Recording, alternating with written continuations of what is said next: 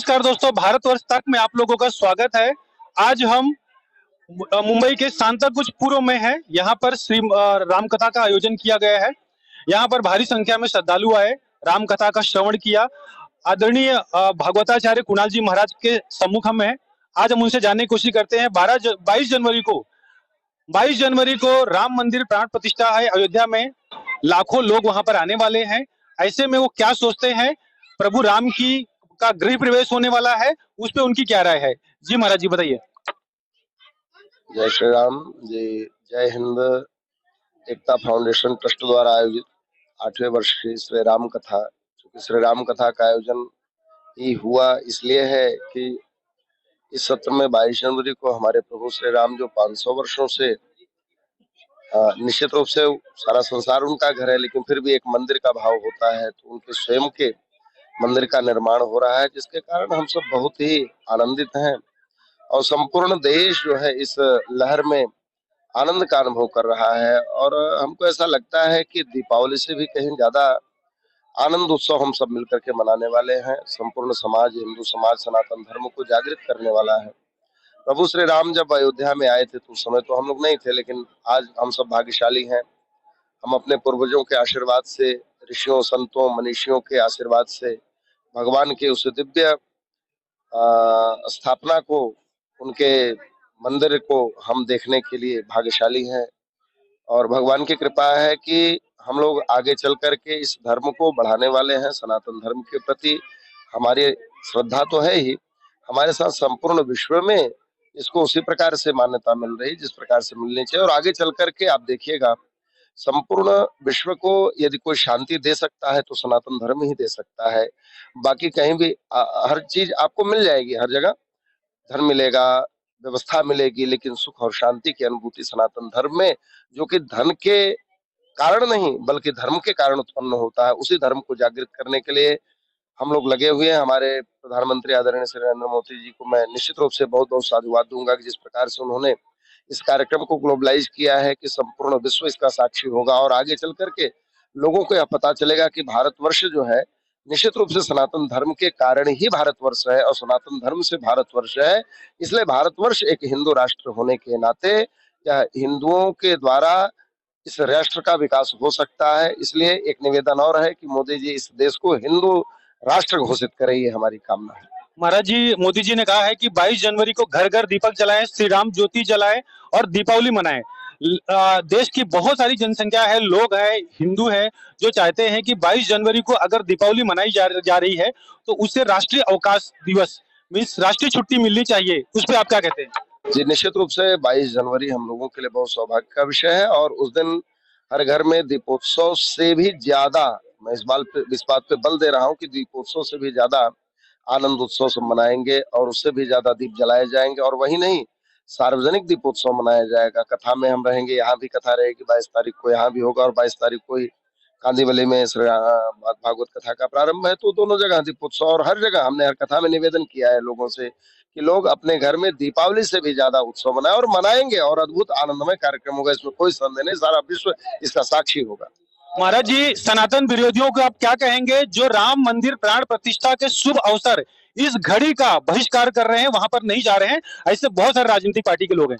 जी जी, मैं निश्चित रूप से इस भाव में कहना चाहूंगा कि जब भी कोई अच्छा कार्य होता है तो असुर स्वरूप में जरूर जो है राक्षसी प्रवृत्ति के लोग जो होते हैं वो कुछ न कुछ विघ्न डालते हैं। तो न आकर के भी वो हमारे साथ सहयोग कर रहे हैं। और उनकी भावना यदि अच्छी होती भगवान के प्रति, ये कोई राजनीतिक बात नहीं है, उनको निमंत्रण गया और नहीं आ रहे हैं तो उनकी इच्छा है, उनके मन में भगवान है ऐसा कहते हैं तो उसको प्रकट भी तो होना चाहिए। तो आप कह रहे हैं दिखना चाहिए, तो नहीं आ रहे हैं तो उनका दुर्भाग्य है। इससे ज्यादा मैं कुछ नहीं कहूंगा, क्योंकि निश्चित रूप से जन जन के राम है, सबके राम है, और राम किसी के बांटे हुए नहीं है। ये उनका मतलब उनकी अज्ञानता है कहीं न कहीं, जो इस प्रकार से भगवान के रूप में भी वो राजनीति खोज रहे हैं। इससे बड़ा दुर्भाग्य उनका और कुछ नहीं हो सकता। जी, हम कुणाल जी महाराज जी से बात कर रहे थे। उन्होंने बताया जो राम मंदिर के शुभ अवसर पर राजनीतिक पार्टियां इसका विरोध कर रही हैं, इनका बहिष्कार कर रही हैं, बहुत चिंतनीय, बहुत निंदनीय विषय है।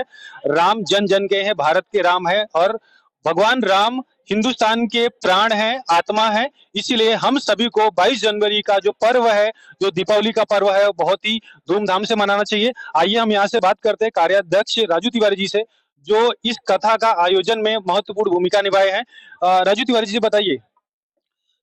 ये राम कथा जो है महाराज जी की 13 तारीख से 21 तारीख तक 22 तारीख को हम लोग यहाँ पे भव्य दीपोत्सव मना रहे हैं। लगभग 2000 आदमी रहेंगे जो कि ये दीपोत्सव को बहुत अच्छे से सुचारू रूप से करेंगे। और उसी दिन हमारा भंडारा है दिव्य प्रसाद का, जो कि लगभग 5 से लेके 7,000 लोगों का खाने की प्रसाद की व्यवस्था की गई है। और हम यहाँ पे जो लोकल 2-3 मंदिर हैं छोटे छोटे, वहाँ भी यहाँ से प्रसाद भेजने की व्यवस्था किए हैं, क्योंकि वहाँ पे भी मंगल आरती होगी।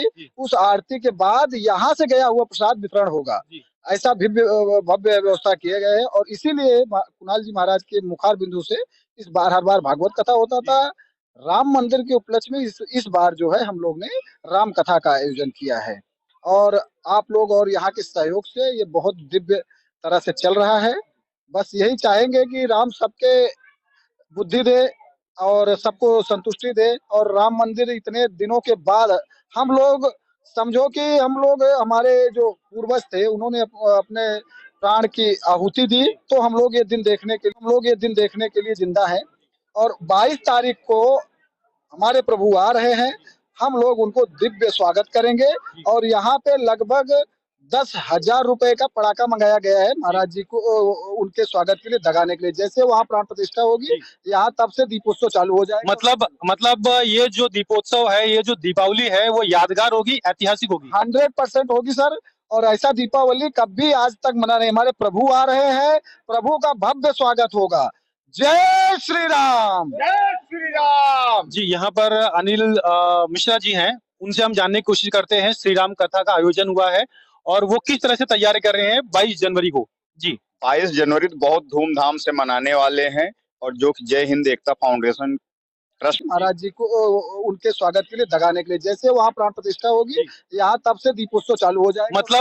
मतलब ये जो दीपोत्सव है, ये जो दीपावली है, वो यादगार होगी, ऐतिहासिक होगी। 100% होगी सर।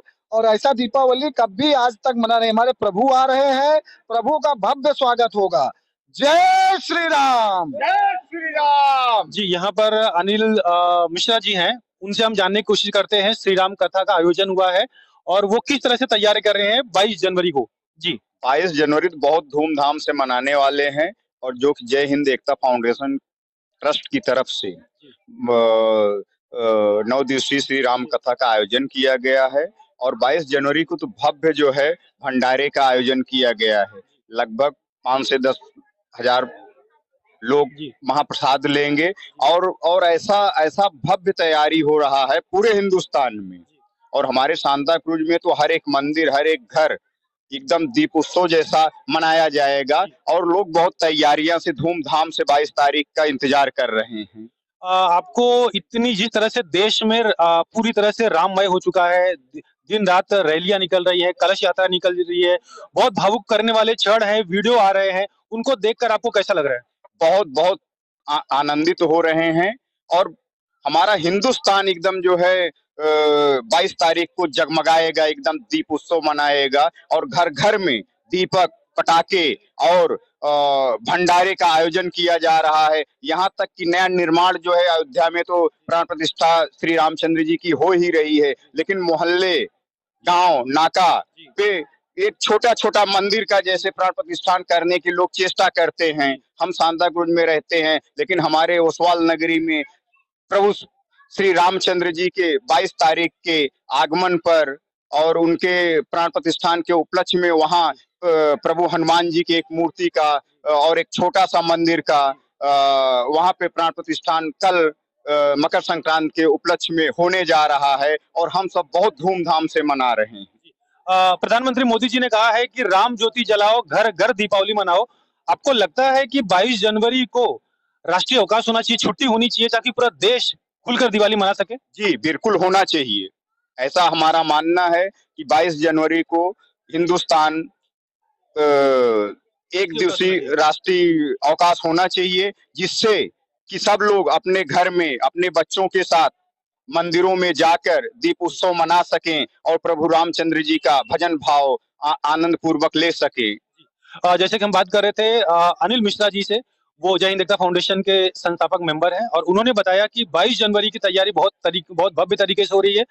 घर घर दीपक जलाए जाएंगे, यहाँ के जो मंदिर है वहां पर प्रसाद बांटे जाएंगे और 2000 से ज्यादा दीपक जलाकर, श्री राम ज्योति जलाकर दीपावली मनाई जाएगी। भारतवर्ष तक से मिथिलेश मिश्रा, धन्यवाद।